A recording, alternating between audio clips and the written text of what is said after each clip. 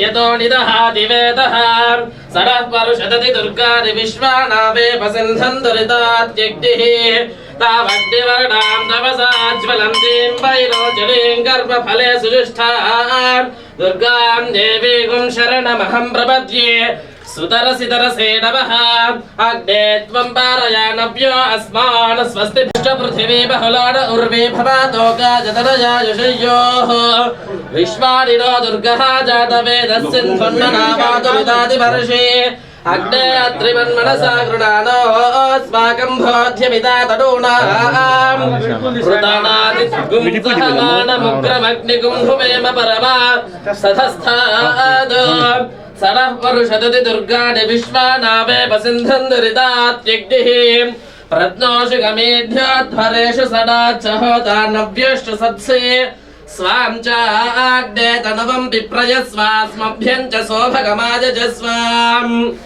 ईश्वर प्रीत्यर्थम् अस्य जवानस्य श्रीमान् त्रिपदगोत्रोद्भवाजां नागणोलगोत्रोद्भवस्यां तिरुपतिरेड्डिनामधेयस्यां भाग्यलक्ष्मीनामधेयः कावेरीनामधेयस्यां श्रीनिवासनामधेयस्यां रजितानामधेयः सन्ध्यानामधेयस्यां श्रावणीनामधेयस्यां नन्दिकानामधेयस्यां कार्तिक कोमल नामधेयस्य सह उडुम्मानां गरुडकुलगोत्रोद्भवस्य नरसिंहमुल नामधेयस्य नागमणि नामधेयः विजय कुमार नामधेयस्य अनिशम्मा नामधेयस्य मौनिका टूर्स एंड ट्रैवल्स नामधेयस्य मिथुनकुलगोत्रोद्भवस्य शशांक नामधेयस्य सह उडुम्मानां मौनिका नामधेयस्य सह उडुम्मानां नमस्ते वीर्यभजां इष्टकाम न्यायबलसिद्धरस्तमला वाञ्छाकिताबलसिद्धरस्त श्री ओके वाञ्छाकिताबलसिद्धरस्तो लेते पराजने दूर्वा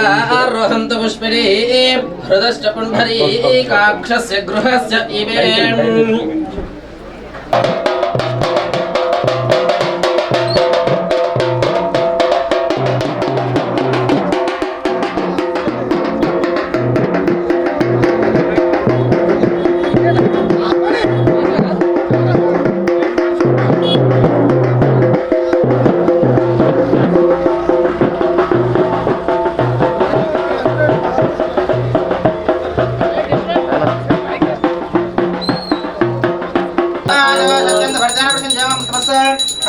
शरणवसी ओम प्राणाय स्वाहा आवानाय स्वाहा ज्ञानाय स्वाहा उदानाय स्वाहा समानाय स्वाहा ब्रह्मणे स्वाहा मध्य मध्य प्राणिं समर्पयामि घोरघोरजनेभ्यः सर्वेभ्यो सर्वजनेभ्यो नमस्ते अस्तु रुद्रलोकेभ्यः तत्पुरुषाय विद्महे महादेवाय धीमहि तन्नो प्रचोदयात् सर्वमङ्गलमाङ्गल्ये शिवे सर्वार्थसाधके शरण्ये त्र्यम्बके देवी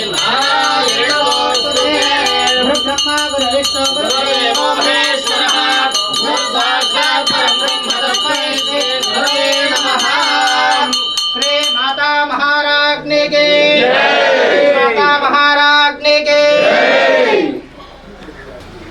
हिरण्यवर्णां धरणीं सुवर्णविधुस्त्रजां चन्द्रां हिरण्मयीं लक्ष्मीं जातवेदो ममावह तां ममावह जातवेदोऽहम् अश्वपूर्वां रथमध्यां सत्याज प्रबोधे श्रियं देवीमुपह्वये श्रीर्मादेवी तुषता कांसोऽस्मितां हिरण्यप्राकारां मात्राज्वलन्तीं तृप्तां दर्पयन्तीं पद्मे स्थितां भक्तवर्णां त्वामिहोपह्वये श्रियं चन्द्राज्वलन्तीं श्रियं लोके देवदुष्टामुदारां तां पद्मिनीं शरणमहं प्रपद्ये लक्ष्मीमेनस्य तां त्वां वृणे आदित्यवर्णे तपसोऽधिजातो वनस्पतिस्तव वृक्षोदबिल्वः तस्य फलानि तपसानुदन्तु मायान्तरायाश्रबाह्या अलक्ष्मीः उभयष्टिं कीर्तिमृद्धिं ददातु मे।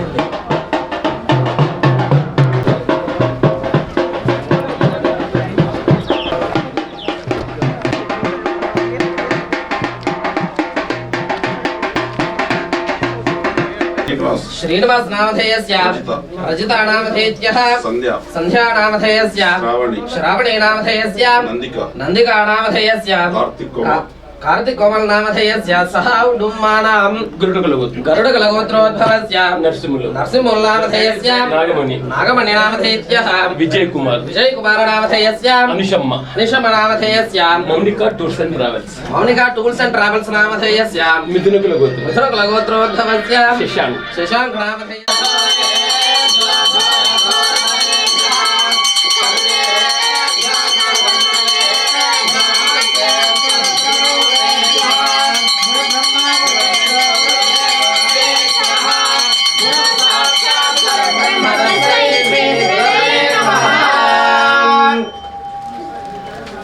वीर भगवान हनुमान की जय बोलो राजा रामचंद्र महाराज की जय बोल स्वामी गुरु महाराज की माता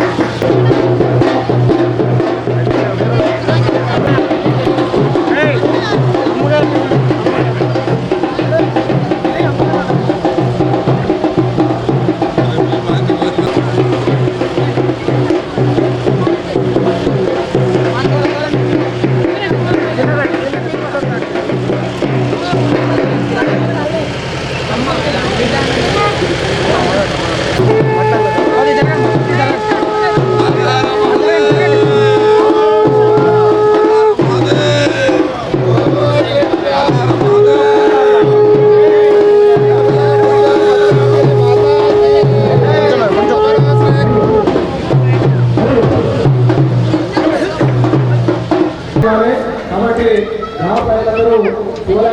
जय बोलो कुच्चा बच्चांगिरी माता की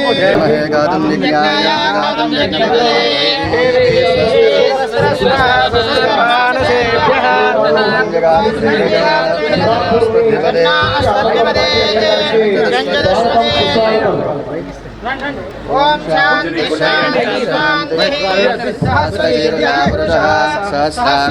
सहस्रपाद सभां विश्वतोरुत्वा अत्यधिष्ठदशांगुलो पुरुष एवेदं दक्षभ्यो उदामृतत्वशेषानः यधन्नेनातिरोहति एतावानस्य महिमा अतो ध्यायाहुष्टपूरुषः पादो स विश्वाभूतानि त्रिपादस्यामृतन्ति त्रिपादोर्धवदयि पुरुषः पादो सेहा भवात् पुनः ततो विष्णुञ्जग्रामतो जातनासने अधि तस्मात् विराजो जय बोलो गुच्चा पच्चांगिरी माता की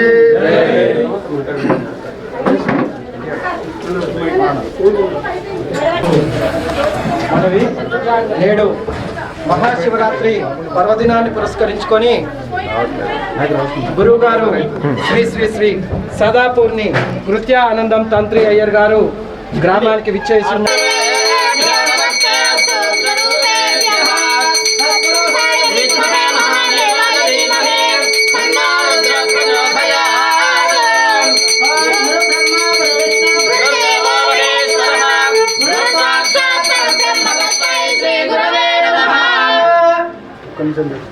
हर नमः पार्वती पते आंजनेय स्वामी भगवान की स्वामी वारो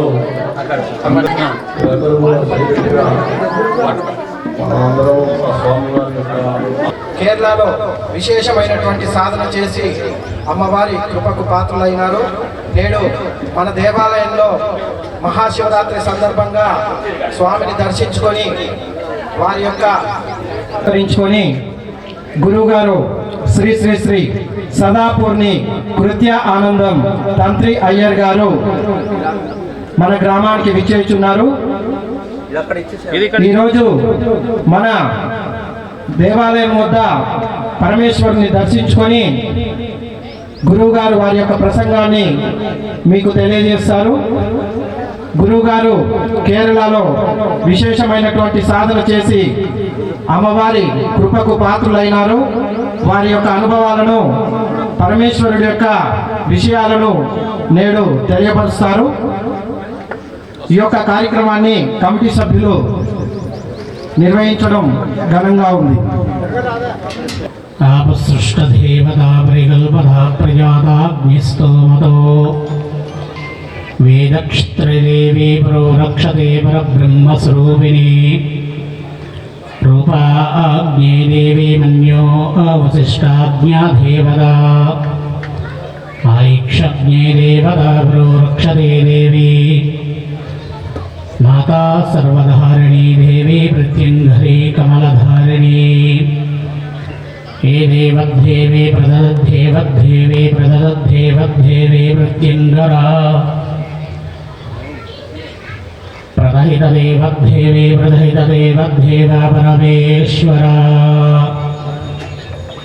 నమహితైతదేవద్దేవ నమహితైతైతదేవద్దేవ పరమేశ్వరా నమ భగవతి భగవతి దేవి భగవతి భగవతి దేవి భవానీ నమో దేవే అగ్నేశ్వతే దేవే యజ్ఞే పరిరక్షేజ్ఞే దేవతా నమో భగవతి నారాయణీ దేవి ప్రత్యంగరీ పరమక్షత్రధారిణీ ఆవాజ్ఞే దేవతా ఆవాన్యో ఆజ్ఞే దేవీ नमो देवी भगवती प्रत्यंगरी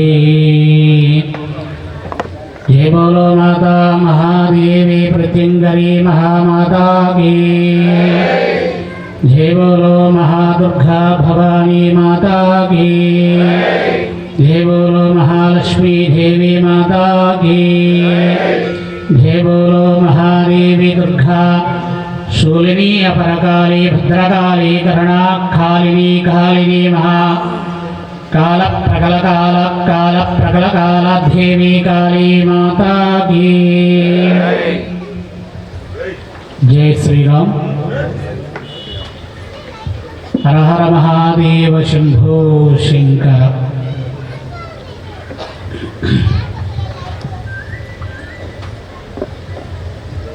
महाशिवरात्रि పర్వదినాన్ని పురస్కరించుకొని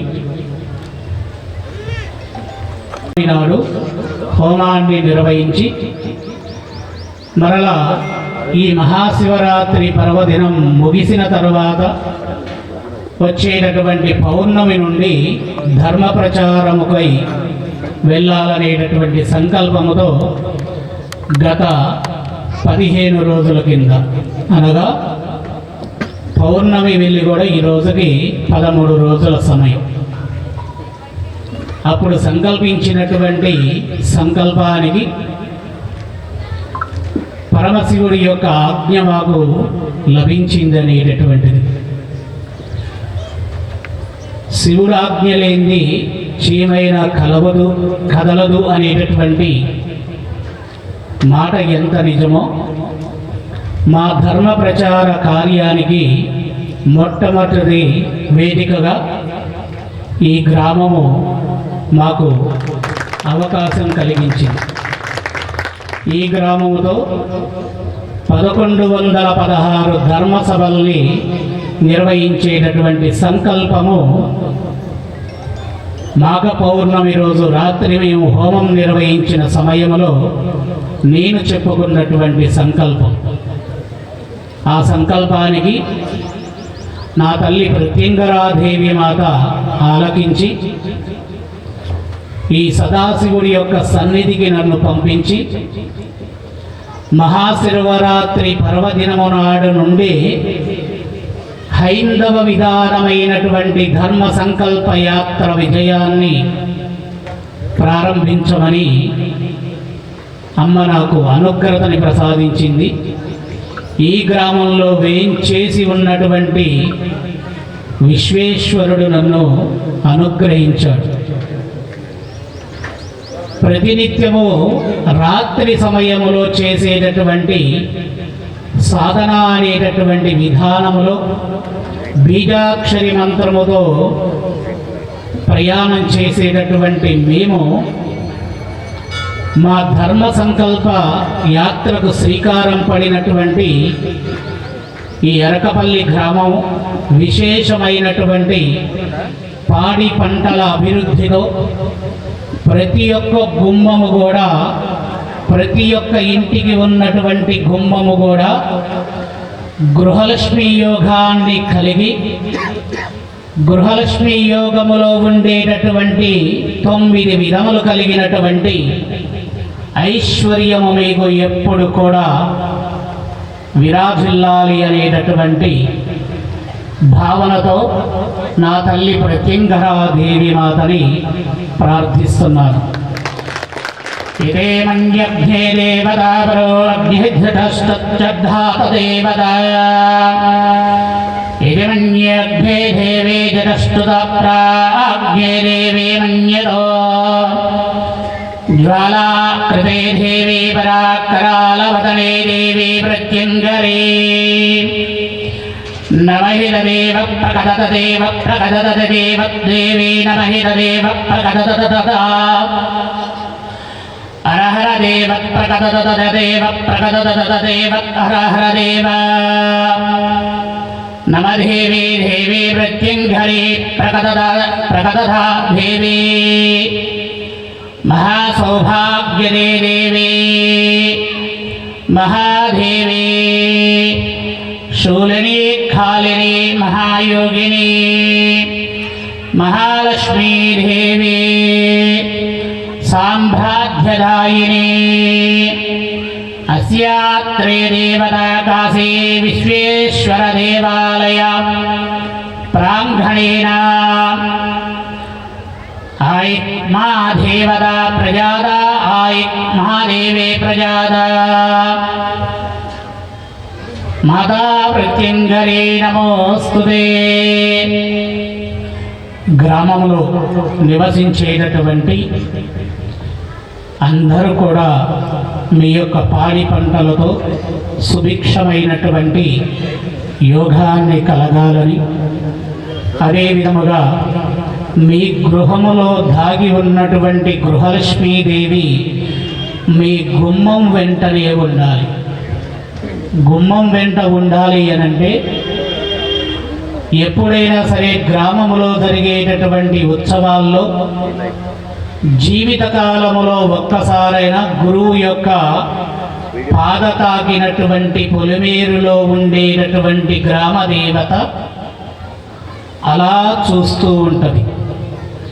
నేనని కాదు, ఏ గురువుని మీరు తీసుకొని వచ్చినా గ్రామ దేవత విశేషమైనటువంటి ఆనంద స్వరూపముతో చూసేటటువంటి యోగాన్ని కలగచేసేటటువంటి జీవిత ఆనంద యోగాన్ని మీకు ప్రసాదిస్తుంది. ఏ గురువైనా ఏ గ్రామం యొక్క పొలిమేర నుండి గ్రామము లోపలికి అడుగు పెట్టగానే అష్టదిక్కులతో ఉండేటటువంటి దిగ్బంధన దేవతలు అందరూ కూడా గ్రామ దేవత చెంతకు చేరి ఈ గ్రామములోకి ఒక బీజాక్షరి మంత్రముతో అనుసంధానమైనటువంటి గురువు వచ్చాడు. ఈ గ్రామములోకి ఒక పరమశివుణ్ణి పూజించేటటువంటి గురువు వచ్చాడు. లేదా ఈ గ్రామములోకి సీతారాములని ఆరాధించేటటువంటి గురువు వచ్చాడు. లేదు అనంటే ఈ గ్రామములోకి హైందవ విధమైనటువంటి సస్యశ్యామలముతో నెలకొనేటటువంటి భారత ఖండమాన్ని కాపాడేటటువంటి యోగము కలిగినటువంటి మేధస్సుతో ఉన్నటువంటి గురువు మన యొక్క గ్రామానికి విచ్చేశాడు. తల్లి, ఒక్కసారి ఆ గురువు ఎవరి ఇంటికి వెళుతున్నాడు, లేదా ఏ దేవాలయం యొక్క ప్రాంగణానికి వెళుతున్నాడు, ఒక్కసారి నీవు కళ్ళు తెరిచి ఆ గురువు యొక్క పాదాల వైపు నీవు చూసి ఆ గురువులో ఉన్నటువంటి సంకల్పము ఏంటి, అతని పాదాలలో ఉన్నటువంటి విధానమైన శక్తి ఏంటి, ఆ పాదము వల్ల ఈ గ్రామానికి కలిగేటటువంటి యోగము ఏంటి అనేటటువంటిది ఒక్కసారి చూడు తల్లి. నీవు చూస్తే కనుక ఆ గురువు యొక్క యోగము హైందవ విధమైనటువంటి దేవతల యొక్క యోగాన్ని ప్రపంచానికి తెలియజేసేటటువంటి విధానము కలిగినటువంటి వాడైతే ఇదే గ్రామము నుండి అతనికి విజయయాత్రని కలగచేద్దాము.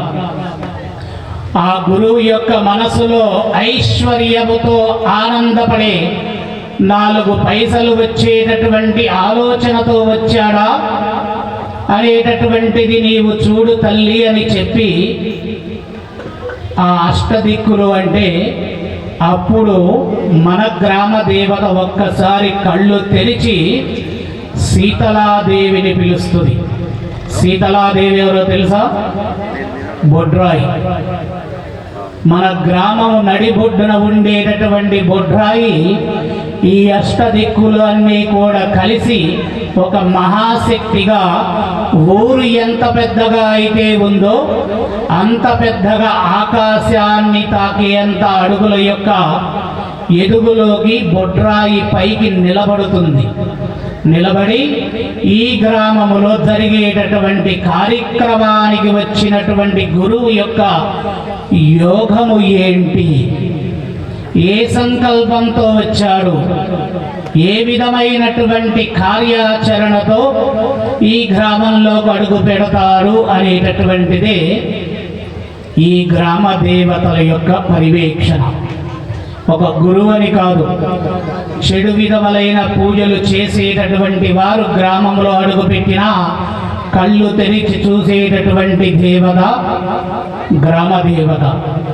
తర్వాత దేవత శీతలాదేవి, బొడ్రాయి. ఈ రెండింటిని మీరు పరిరక్షించుకునేటటువంటి విధముగా గ్రామాన్ని అనుకున్న సమయములో ఎప్పుడు ఏ రోజైనా దేవాలయానికి వెళ్ళి స్వామివారికి ఇక్కడ వేంచేసి ఉన్నటువంటి పరమశివుడికి ఒక చెంబెడు పాలు, ఒక చెంబెడు నీళ్లు తెచ్చి దేవాలయములో ఉన్నటువంటి అర్చక స్వామితో అభిషేక కార్యక్రమాలు చేయించితే ఈ పరమశివుడు అనుగ్రతని ప్రసాదించేది మీకు ఎక్కడో తెలుసా? మీరు తిరిగే మీ గ్రామంలో ఉండేటటువంటి బొడ్రాయి నుండి గ్రామదేవతకు చెంది ఆ గ్రామదేవత మీరు పొలిమేర బయట అడుగు పెట్టగానే నా బిడ్డ బయటికి వెళ్ళాడు, మరలా తిరిగి క్షేమంగా నా గ్రామానికి చేరుకోవాలి అని ఒక చూపుని మీ వైపున చూసి మిమ్మల్ని అనుగ్రహించే రక్షణగా ఈ కాశీ విశ్వేశ్వర స్వామి యొక్క శక్తిని మీ వెనక పంపిస్తుంది. గ్రామదేవత ఎప్పుడు కూడా గ్రామాన్ని దాటి రాదు. మీతో వచ్చేది ఎవడు అంటే మీ గ్రామంలో ఉన్నటువంటి ఈ విశ్వేశ్వరుడు. మీతో వచ్చేది ఎవరు అనంటే మీ గ్రామంలో ఉన్నటువంటి హనుమంతుడు. మీతో వచ్చేది ఎవరు అనంటే మీ గ్రామంలో ఎన్ని దేవాలయాలైతే ఉన్నాయో ఆ దేవాలయాలని మీరు పరిరక్షించేటటువంటి ధర్మకర్త విధానమైన మండలితో ఆ విగ్రహాలకు వైభవేతమైనటువంటి కార్యములు నిర్వహిస్తే ఏ ఇంటి మీద కూడా ఈగ వాలకుండగా కాపాడేటటువంటి శక్తి ఊరు బయట కాపలాగా ఉంటుంది. ఊరు బయట ఉన్నటువంటి శక్తి మన గ్రామాన్ని కాపాడేటటువంటి ఎర్రటి కళ్ళని, రక్తవర్ణముతో ఉన్న నేత్రాలని అమ్మవారు 14 గంటలు తెరిచి చూస్తూ ఉంటుంది.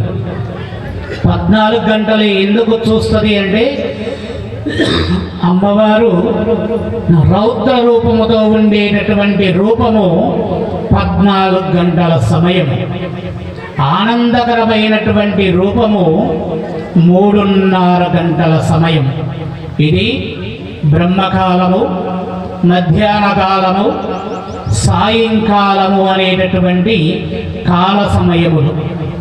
మీరందరూ మీ విధమైనటువంటి వ్యవసాయ పని విధానాల్లో వెళుతూ ఉంటారు, కానీ స్వామివారి దేవాలయం వైపు ఒక్కసారి చూసి స్వామి నేను వ్యవసాయ కార్యాచరణకు వెళ్తున్నాను, లేదు నా ఉద్యోగ కార్యాచరణకు వెళ్తున్నాను, లేదు నేను చేసేటటువంటి బిజినెస్ యొక్క కార్యాచరణకు వెళ్తున్నాను, ఒక్కసారి నా వెనక రావా అంటే కదిలొచ్చేటటువంటి అపురూపమైన శక్తి కలిగినటువంటి భగవంతుడు ఈయన.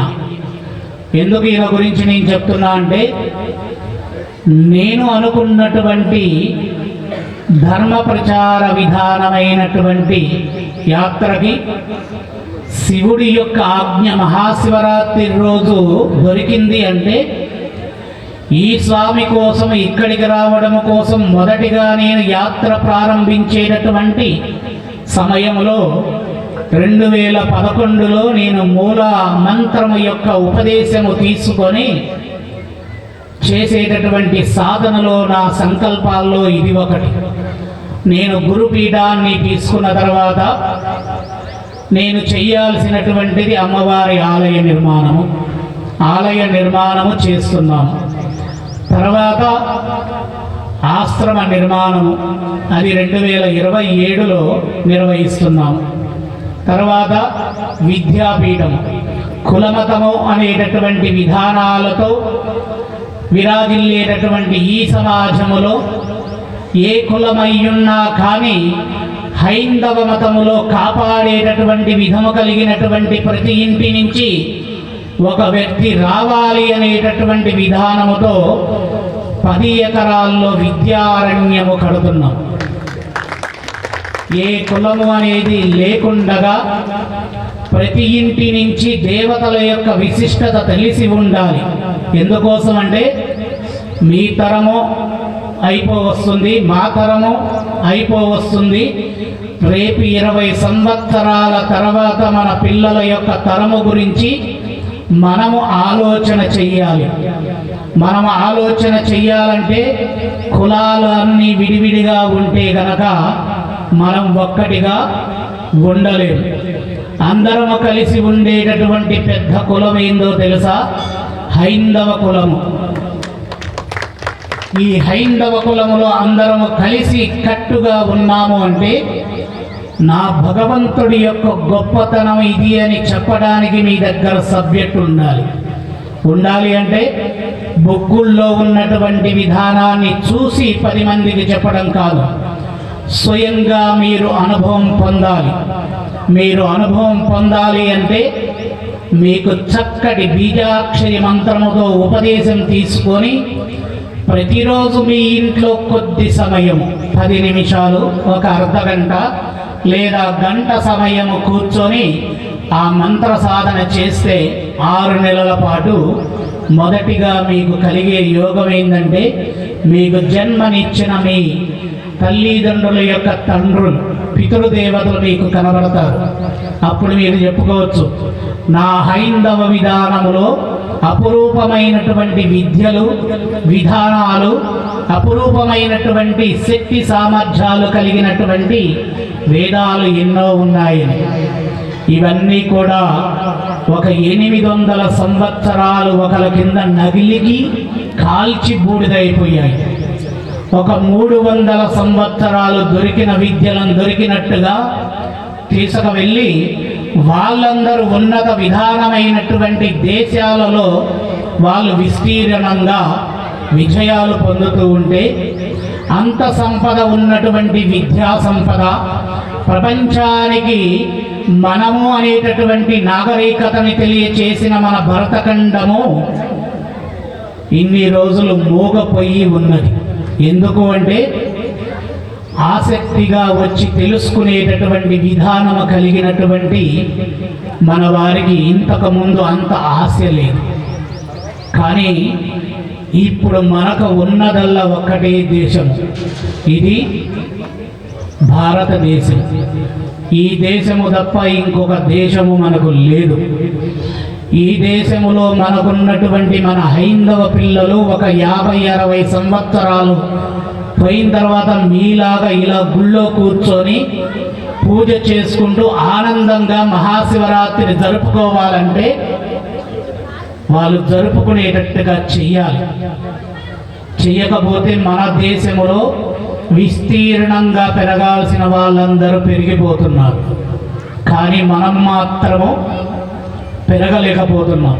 ఎందువల్ల అంటే మన విధానములో మన దేవతలకు ఎలా పూజించాలి, ఎప్పుడు వెళ్ళాలి, ఏ విధముగా చెయ్యాలనేది తెలియక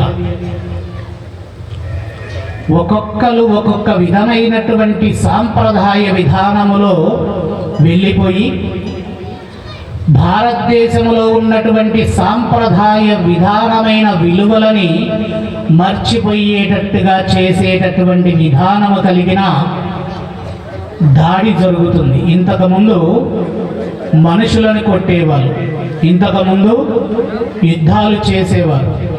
ఇప్పుడు మన పిల్లల మీద జరుగుతున్నటువంటి పెద్ద దాడి ఏంటి అంటే ఒక ఇన్స్టాగ్రాము, ఒక వాట్సప్, ఒక ఫేస్బుక్, ఒక యూట్యూబ్లో వాళ్ళకు పనికిరానటువంటి విషయాలను తెలుసుకునేటటువంటి విధానము కలిగిన వీడియోలను డిజైన్ చేసి అక్కడ అందించేసరికి వాళ్ళు దాంట్లో ఆసక్తిగా చూసి వాళ్ళకు ఉన్నటువంటి ధర్మ విధానము కానీ వారి తల్లిదండ్రులు చెప్పేటటువంటి ధర్మ కార్యాచరణతో ఉన్న వాళ్ళ సొంత ఇంటి విషయాలు కూడా తెలుసుకునే యోగములో లేరు.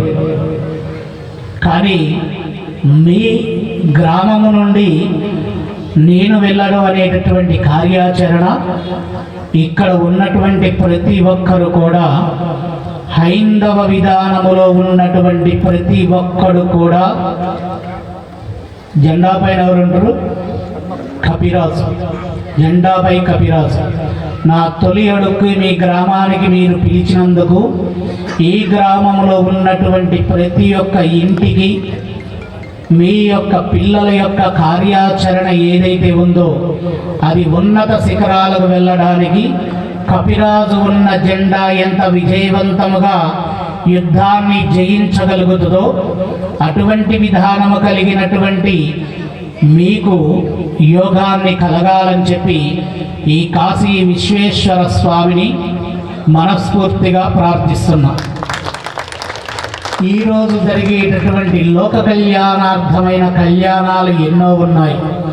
అందులో నా పీఠము తరతరాలుగా 1200 సంవత్సరాల వరకు విరాజిల్లే నా పీఠానికి, నా పీఠములో ఈ గ్రామం పేరు సువర్ణాక్షరాలతో చిక్కించబడుతుంది. మా గురువు గారు మొట్టమొదటిగా ఏ గ్రామానికి వెళ్ళాడు ధర్మ ప్రచారానికి అంటే మహాశివరాత్రి పర్వదినమున ఒక మధ్యాహ్న సమయంలో ఒక మహాశివుడి యొక్క దేవాలయ ప్రాంగణములో కూర్చొని ఒక దివ్య విశేషమైనటువంటి భరతఖండము యొక్క ధర్మ ప్రచార విధానాన్ని తెలియచేశాడని. ఇప్పుడు మీకు నేను తెలియచేస్తా. దేని గురించో తెలుసా? నేను వచ్చింది దేనికో తెలుసా? మీరు పూజలు చేసుకోండి బాగుపడతారు, శాంతి పూజలు, దోషాల పూజలని చెప్పడానికి కాదు.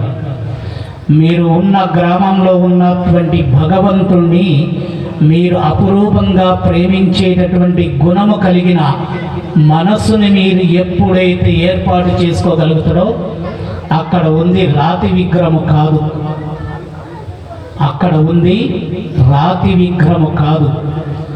పరమశివుడు తన యొక్క ఇలాంటి మానవ లాంటి రూపము విడిచి లింగము యొక్క ఆకారం చేరేటప్పుడు స్వామివారు ఇష్టపూర్తిగా ఆ లింగాకారములో మారినటువంటి శక్తివంతమైనటువంటి లింగము లోపల ఉంది. ఆ లింగము యొక్క శక్తి తెలుసుకునేటటువంటి కార్యాచరణలోకి మీరు వెళ్ళాలి.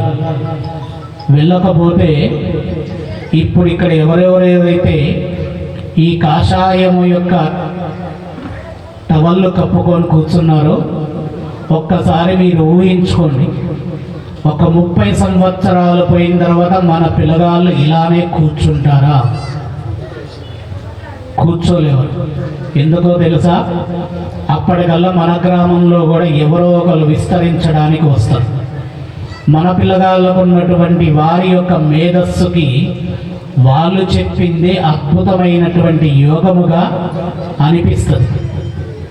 ఆ అనిపించేటటువంటి విధానంలో స్వామివారి యొక్క మహాశివరాత్రి వస్తుంది. మనం దేవాలయానికి వెళ్ళి స్వామికి ఇంత వైభవేతముగా చేద్దాము.